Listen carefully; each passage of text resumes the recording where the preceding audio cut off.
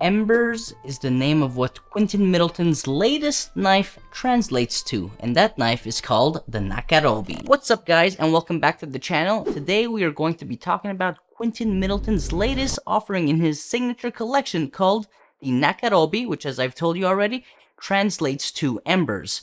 Now, there's absolutely no way you're watching this video and are like, who's Quintin Middleton? Is he a new knifesmith?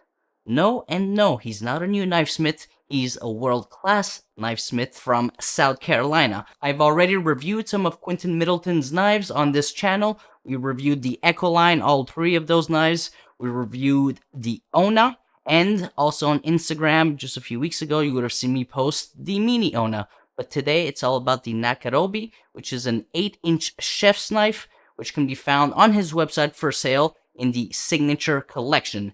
Now, this knife in particular, I'm very excited to unbox and review for a few reasons.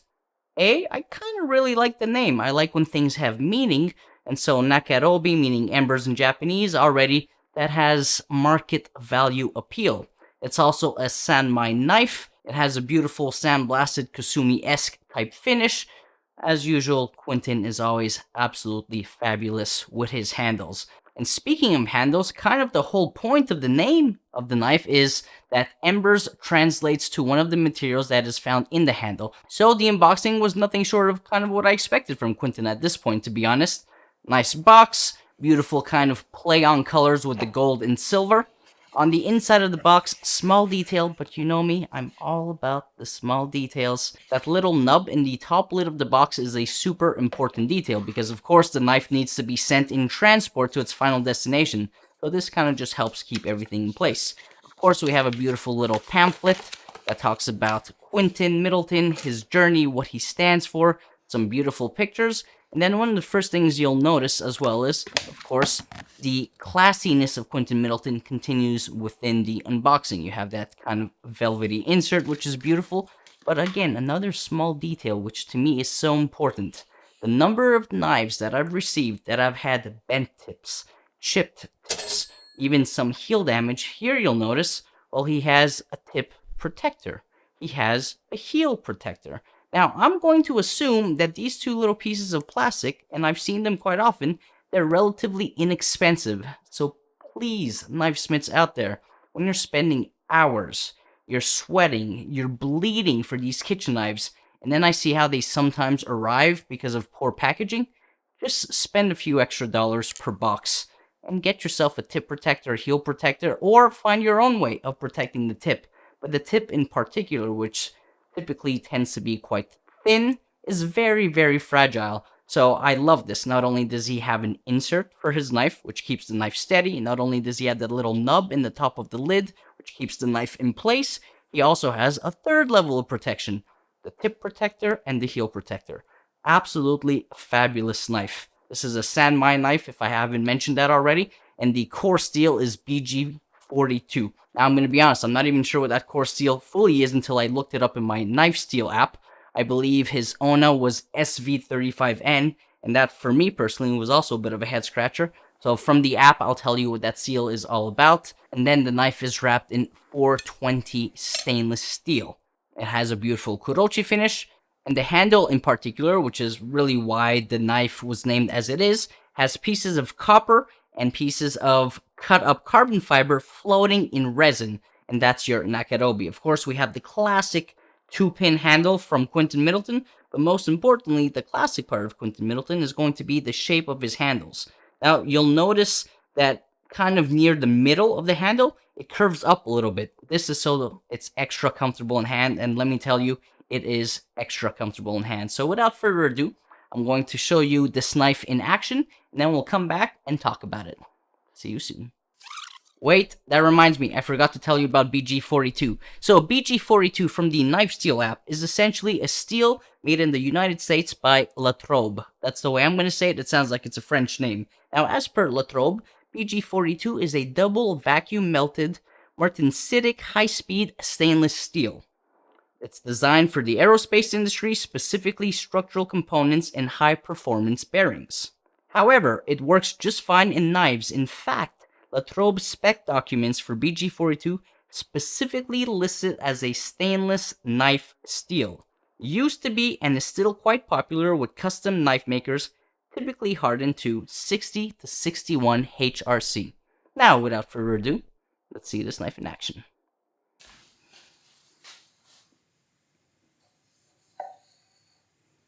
Nice. Great bite.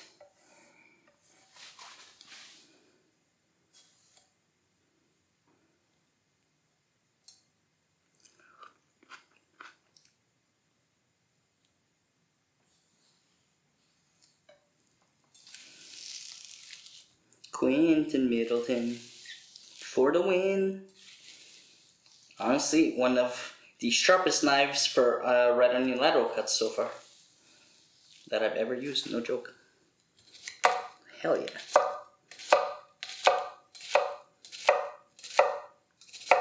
Nice geometry, Quintin. Oh! A little bit on the floor for good luck, no big deal.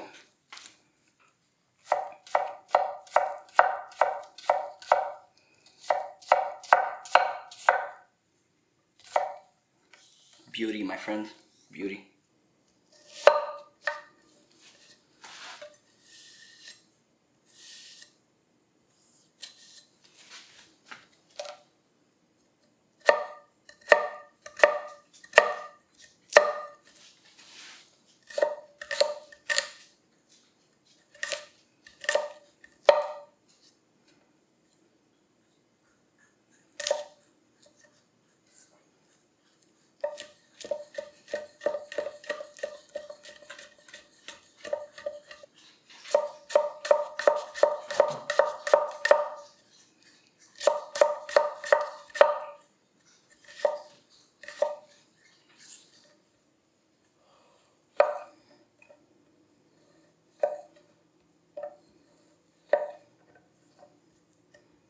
Why am I squaring pieces of salami? I have no idea. I'm just having fun.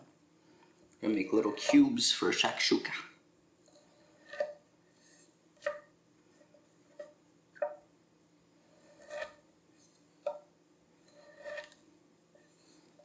Quintin, really impressed with the geometry on this one, buddy.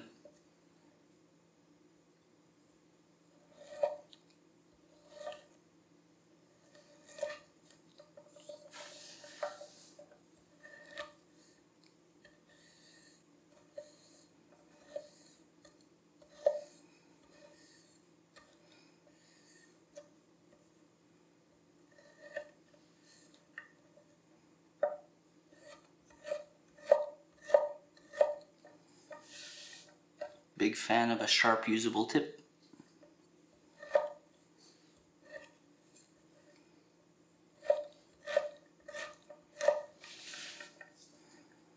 And of course the classic, super comfortable handle from Quintin.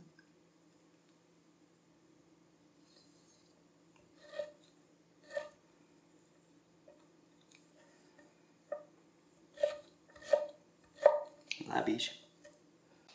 Ribeyes are reserved for special occasions, and I feel like no better knife is up to the task than this beautiful Nakarobi from Quintin. Butter through the butter meat. Oh, look at that.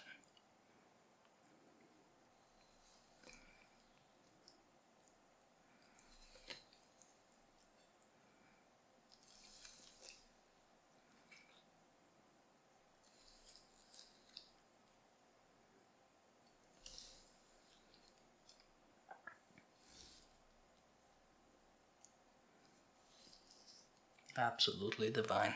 Thanks, Quintin.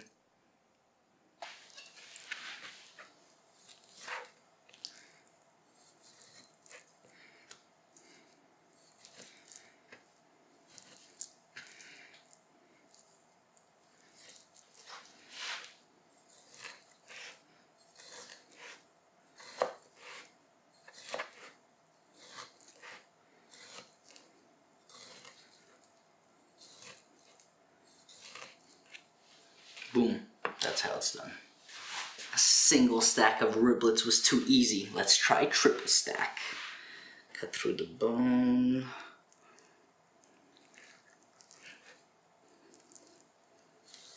Ew. The bone here. Now that's effective, baby. 1, 2, 3.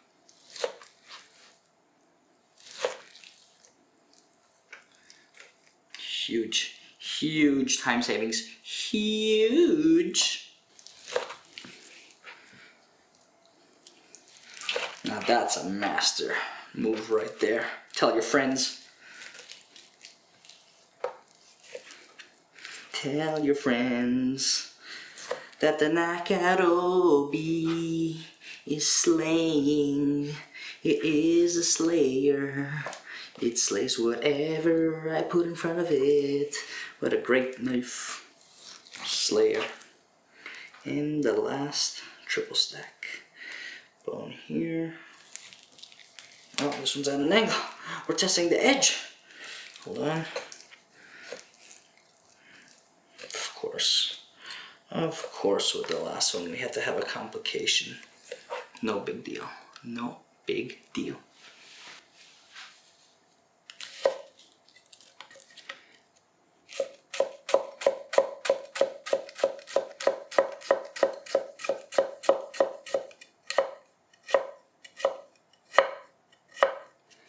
Beautifully thin knife behind the edge.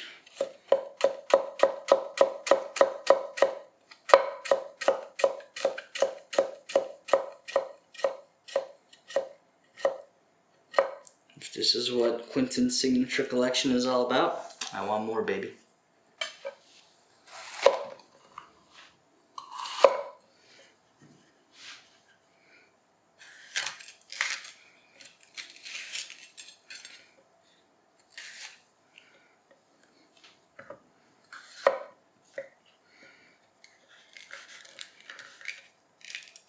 Another great test of bite, just like the cherry tomato test.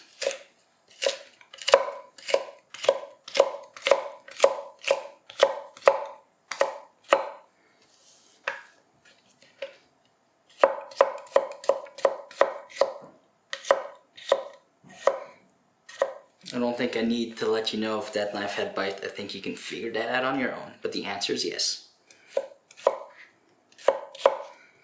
Waste nothing. Beauty.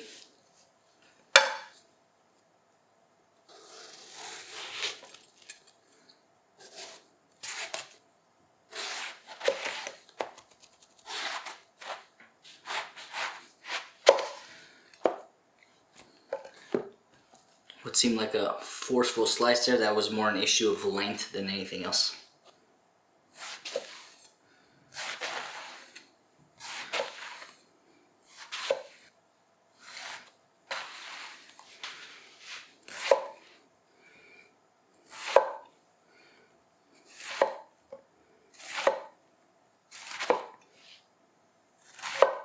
Beauty.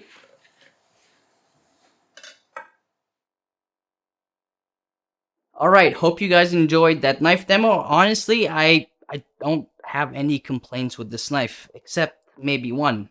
It's that I would like to see Quintin Middleton expand the range of the Nakarobi. I take a look at the look of this knife, and of course you've seen it perform. It's one of the best knives I've used for lateral cuts in an onion. I cut through dense things, I cut through not dense things, I cut through dry things, wet things. This just handled pretty much everything really, really well. And that's kind of the point of a chef's knife, right? It's a bit of an all-purpose knife, and typically it can be good at a lot of things, or excel at a few things. This was great at a lot of things, which is quite uncommon, I find, in a knife of this size and of this style. So my complaint is that I just want Quintin to expand this range, because I absolutely love this knife. It's incredibly comfortable in hand. It has a beautiful finish, which stood the test of time so far, and it's incredibly sharp. Super usable tip, super usable heel, just nice weight. I take a look at this knife, and I played with it even in Photoshop. I can see this being an absolutely gorgeous 270mm Sujihiki, a flesh meat slicer. I can also see this being a bit shorter, rounded tip, and turn this into a santoku, or maybe even a paring knife. So Quintin, you knocked it out of the park with this knife. Honestly, I'm trying to think, what don't I like?